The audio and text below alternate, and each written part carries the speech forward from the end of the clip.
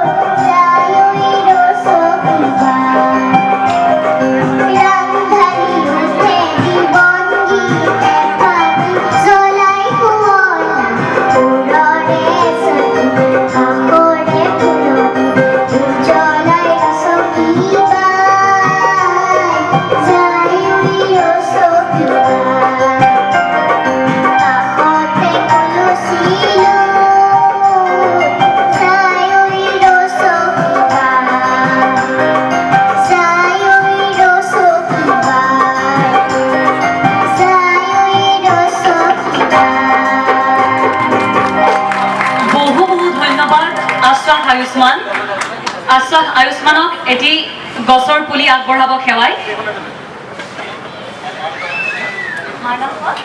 প্ৰণামী Neog Bablu Hazarika Mamta Banerjee sir. Class 1. Marias Public School. তুমি গান গোৱাৰ বাহিৰে আৰু কি কৰি ভাল পোৱা?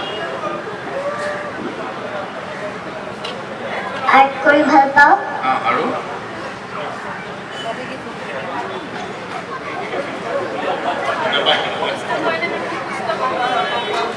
আমাৰ কণমানি শিল্পীগৰাকীয়ে তেওঁৰ গুৰুৰ নামটো ক'লে।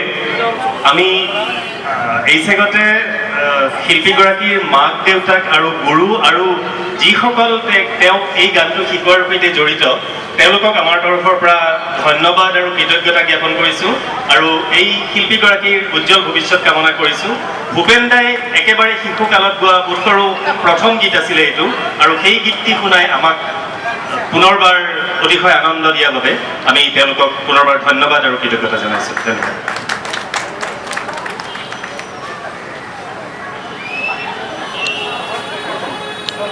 আয়ুষ্মানৰ গীতৰ শৰাই সঁচাকৈয়ে যেন এতিয়া আশ্বাস হৈ আজি আশ্বাস আমাৰ মাজলৈ আহিছে আৰু এতিয়া আশ্বাসৰ বতৰা দিয়ে এটি ধুনীয়া গীত আমাৰ মাজলৈ আগবঢ়াইছে।